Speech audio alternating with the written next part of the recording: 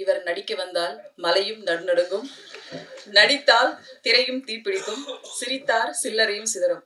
அகில உலக super star Siva அவர்களை பேச அழைக்கிறோம் அப்படின்னு அவர் சொல்லியிருக்கார் போன இடத்துல. நீங்க சொல்றத சொல்லிடுறேன்.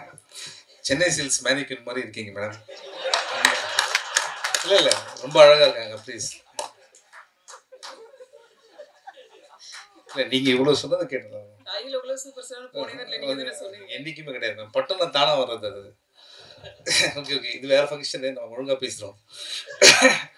இதெல்லாம் ரொம்ப சந்தோஷமா இருக்கு. நம்ம நிறைய படத்தை இங்க வந்திருக்கோம். இது ரொம்ப ஸ்பெஷல்.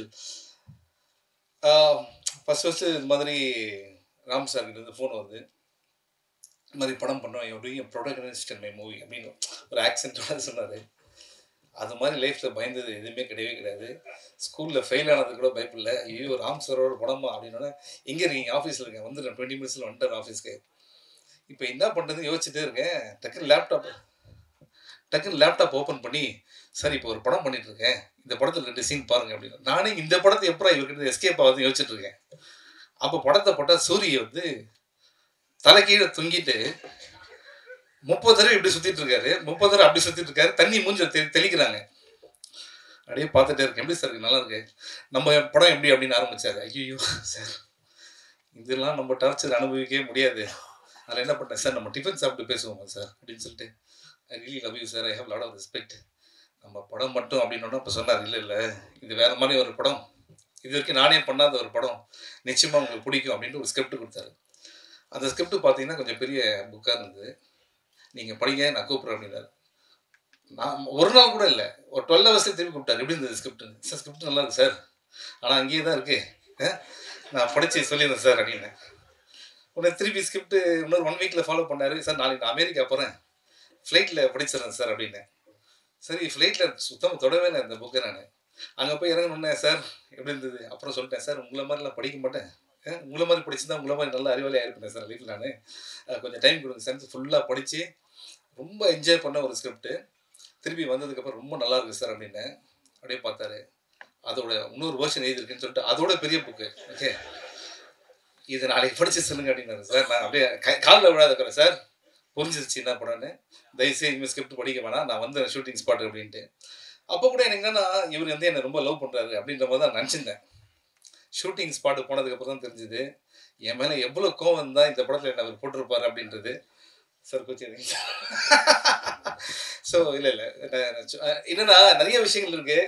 சில படத்தில் வந்து நம்ம பேசுறதுக்கு ஒன்றுமே இருக்காது, இந்த படத்தில் பேசுறதுக்கு அவ்வளோ இருக்குது. ஆனால் எல்லாத்தையுமே இங்கே பேச வேணான்னு தோணுது. நிறைய ஃபங்க்ஷன்ஸ்லாம் வருது இல்லை சார், அதெல்லாம் பேசுறதுக்கு. பட் ஒரே ஒரு சீன் மட்டும் சொல்கிறேன். ஷூட்டிங் ஸ்பாட்லேருந்து லொக்கேஷன் வந்து 1 ஹவர், நைட் 2 மணிக்கு ஷூட்டிங் முடிச்ச உடனே அசிஸ்டன்ட் ஓடி வந்து சொல்கிறாரு, காலைல 6 மணிக்கு வந்துடுங்க சார் அப்படின்னு. இங்கேருந்து போகிறதுக்கு 1 ஹவர், வரத்துக்கு 1 ஹவர். நான் கேட்குறேன், ஏன்பா எப்படிப்பா போயிட்டு தூங்கி எழுந்துட்டு வர முடியும், நமக்கு ஹீரோன்ற ஒரு ஆட்டிடியூட்ல நானே பேசுகிறேன் டேரக்டர் நேராக போய் கேட்டேன். சார் என்ன சார் 6 மணிக்கு வரும்? யார் சார் உங்களை 6 மணிக்கு வர சொன்னது? நீங்கள் 6:30 வந்தால் போதும் சார் அப்படின்னு. என்னன்னா அது நடந்து வரது 20 மினிட்ஸ் தான் இவர்கிட்ட பார்க்கறதுக்கு. அப்புறம் கூப்பிட்டு என்னன்னா இது, சரி ஓகே அப்படின்னு அவன் திரும்பி அந்த அசிஸ்டண்ட்டை கூப்பிட்டேன். ஏன்னா அவரும் நான் தங்கிற ஹோட்டல் பக்கத்தில் தான் தங்குறாரு, அவருக்கும் அதே டைம் தான். இல்லை சார் டைரக்டர் இங்கேயே தூங்கிடுறாரு சார் அப்படின்றது. அப்போ தான் புரிஞ்சுது ஒரு டேரக்டராக அவர் என்னென்ன வேலைலாம் செய்கிறாரு அப்படின்ட்டு. உண்மையிலே hats off to you sir. இது மாதிரி நான் யாரையுமே பார்த்ததே கிடையாது. அண்ட் அவருக்கு அந்த படம், அவர் எப்படின்னா ஒரு ஜோனில் இருப்பார். படம் உள்ளே போயிட்டோன்னு வச்சுக்கலாம், வேறு எதுவுமே தெரியவே தெரியாது, ஃபுல்லாக அதிலே தான் இருப்பார்.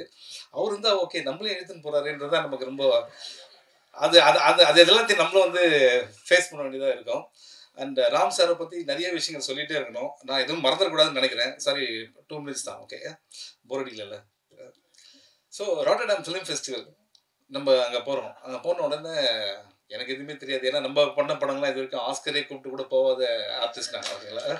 ஸோ நம்ம வந்து அங்கே போனோம். அதுக்கப்புறம் பார்த்தீங்கன்னா அவர் சொல்கிறாரு, சார் இருக்கிறதுலே பெரிய தேட்டர் நம்ம கொடுத்துருக்காங்க சார், மற்ற தேட்டர்ஸ்லாம் வந்து ஒரு 300-200 தான் கெப்பாசிட்டி, இது 650 சீட்டர்ஸ் சார் இது அப்படின்னாரு.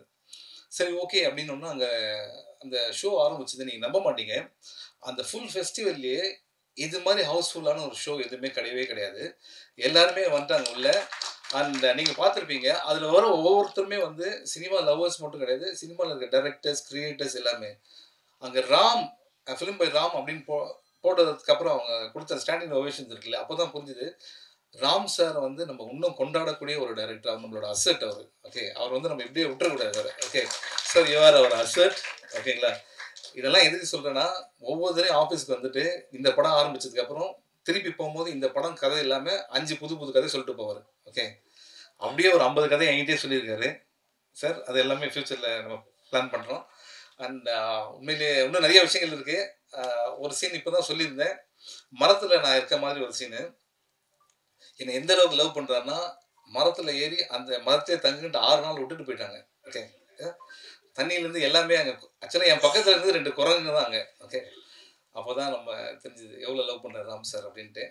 அண்ட் இது மாதிரி நிறைய விஷயங்கள் இருக்குது. இன்றைக்கி பேசல நான், இன்னும் ஆடியோ லான்ச்லாம் இருக்குதுன்னு சொல்கிறாங்க. அன்றைக்கி இருக்குது. அதுக்கப்புறம் நானும் அவரும் லைஃப்பில் மீட் பண்ணுறோமான்றது டவுட்டே எனக்கு இருக்குது. ஓகேங்களா? அந்த அந்த அந்தளவுக்கு நிறைய விஷயம் இருக்குது. பட் மேடையில் இருக்க எல்லாரையும் நான் வந்து சொல்லிடுவேன். Thank you Krishnankudi sir for your support. நீங்கள் இல்லைனா இந்த படம் வந்து ஆரம்பிச்சிருக்க முடியாது. Thank you so much. அண்ட் முக்கியமாக அவ்வளோ thank Pradeep Milroy and brother. எங்கே இருக்கீங்க? ஆமாம், எல்லாத்தையும் போட்டு அமைதியாக இருக்கேன். கடவுள் உங்களை கரெக்டான இடத்துல வச்சுருக்காரு. நீங்கள் செலக்ட் பண்ணுற மூவிஸ்லாம் ஃபண்டாஸ்டிக்காக இருக்குது. Video support always. And Bala sir என்னுடைய நண்பர். அண்ட் சுரேஷ் காமாட்சி சார் வந்து எப்படின்னா, இந்த படம் ரொம்ப நல்லா வரணும் அப்படின்னு சொல்லிட்டு நிறைய பேர் ஆசைப்படுறாங்க. அதில் அவரும் ஒருத்தர். இங்கே ஷூட்டிங் ஸ்பாட் வந்து இந்த படம் சூப்பராக வரும்னு நம்பிக்கை கொடுத்தவர். ராம் சார் அவ்வளோ லவ் பண்ணுறவர். And Santosh fantastic job. ஏன்னா இவன் மூலியமாக தான் இவர் தெரியும். அண்ட் இவனும் இந்த படத்தில் ஒரு பார்ட் தான். இன்றைக்கி கிளியராக சொல்லிடுறேன் நான். அண்ட் இது one of your best album. I think you very lucky Ram சாரோட இந்த மாதிரி படத்தில் அசோசியேட் ஆகுது. அண்ட் மதன் கார்கி சார் 1000 பாட்டு பண்ணியிருக்கீங்க. நீங்கள் எவ்வளோ பாட்டு எழுதாலும் என் படத்தில் தான் அந்த 1000th சாங் வருது பார்த்தீங்களா? அதுதான் வந்து இல்லை ஆஸ் அ கவிஞராக சொல்கிறேன். நானும் கவிதை எழுதுறேன்ல, அதனால சொல்கிறேன். I can understand your feeling. And Arun Viswa well wisher. And Mari Selvaraj sir. எப்படின்னா, இது மாதிரி ராம் சாரை லவ் பண்ணுறவங்க வீட்டில் கூட லவ் பண்ணுவாங்களான்னு தெரியல. அந்த அளவுக்கு இவர் வந்து லவ் அண்ட் ரெஸ்பெக்ட் வச்சிருக்காரு.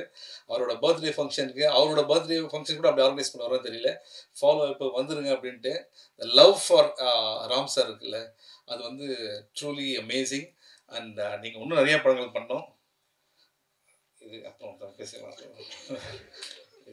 இன்சைட் ஜோக்ஸ் இது. அப்புறம் சித்தார்த் என்னன்னா, நான் ரேடியோ மிர்ச்சியில் வந்து ஆர்ஜேவாக இருக்கும்போது அவரை நான் இன்டர்வியூ பண்ணியிருந்தேன். அப்போ தான் பாய்ஸ் படம் நடிச்சிட்டு இருக்காரு. அப்போ நான் வந்து அங்கே இருக்க எல்லாருக்கிட்டே சொல்கிறேன், யார் தெரியுமா இவர்? இப்போ தெரியாது, இன்னும் கொஞ்ச நாள் இவர் யார், இந்த இண்டஸ்ட்ரி ஒரு கலக்க போகிறாரு அப்படின்னு சொல்லியிருந்தேன். உண்மையிலேயே அதே மாதிரி வந்து நம்ம இண்டஸ்ட்ரி மட்டும் இல்லை, ஹிந்தி தெலுங்கு எல்லா இடத்துலையும் கலக்கிற ஒரு artist. Tremendously talented. And I'm so happy. அன்றைக்கி நான் இன்டர்வியூ பண்ண சித்தார்த் இன்றைக்கி என் படத்தில் ஒரு பாட்டு பாடியிருக்காரு அப்படின்றது ரொம்ப happy. Siddharth still long way to go. இதெல்லாம் மேடையில் பேசுகிறோம், தனியாக பேசுகிறோம், ரொம்ப அசிங்கமாக பேசிப்போம். ஓகே. அண்ட் ஒருவேளை நான் யாருன்னா மறந்துருந்தா, மெயினாக நான் இன்றைக்கி வந்ததே என்னன்னா மிஸ்கின் சார் ஸ்பீச்சை கேட்கறது தான் நான் வந்திருக்கேன். என்னோட படம் கூட நான் மறந்துட்டேன். But big fan of your sir. And sir அதாவது தொண்டையில் அடிபட்டே இன்னைக்கு எப்படி இருக்க போகுது மட்டும் பாருங்க. And Grace Antony very very talented artist, very natural performer. And Ram sir வந்து ஒரு ஆர்டிஸ்ட்டை செலக்ட் பண்ணுறாருன்னா உண்மையிலேயே அவங்க வந்து ரொம்ப பிடிச்சி தான், அவங்களோட பெர்ஃபார்மன்ஸ் தெரிஞ்சு தான் பண்ணியிருப்பாரு. ரொம்ப நல்லா பண்ணியிருந்தீங்க மேடம். அண்ட் அந்த ஃபெஸ்டிவலில் அவங்க சொன்ன ஒவ்வொரு கமெண்ட்ஸுமே வந்து மனசார தான் சொன்னாங்க. அண்ட் ராம் சார் ஏன் எல்லாருக்கும் பிடிச்ச ஒரு டைரக்டர் அப்படின்னா, வந்து ஹியூமன் இமோஷன்ஸ் வந்து ஈஸியாக வந்து ஸ்க்ரீனில் ட்ரான்ஸ்லேட் பண்ணுவார். இந்த படத்தில் வந்து இட்ஸ் ஆல் அபவுட் அப்பா அண்ட் மகன். ஓகே, இந்த படம் கோயம்புத்தூர் ஷூட்டிங் நடந்தது. ராம் சாரோட அப்பா சரி, இது அவருக்கு 4 ஃப்ரெண்ட்ஸை கூப்பிட்டு வர்றாரு ஷூட்டிங்க்கு. என்னென்னா, என் பையன் படம் பாருங்க அப்படின்ட்டு. அன்றைக்கி தான் தெரிஞ்சது எவ்வளோ லவ். அப்பாவோட லவ் மட்டும் சொல்லவே முடியாது, ஏன்னா அம்மா வந்து ஈஸியாக எக்ஸ்பிரஸ் பண்ணிடுவாங்க. அது வந்து ஒரு பையன் வளர தான் அப்பாவோட லவ் தெரியும். ஸோ அன்றைக்கி நான் உங்கள் வீட்லேயும் அந்த லவ் பார்த்தோம் சார் நான். And it's based on 1000 true stories இந்த படம். இன்னும் நிறைய விஷயங்கள் இருக்குது, பேசுறது அப்புறம் பேசிப்போம். Okay, thank you so much. Thank you.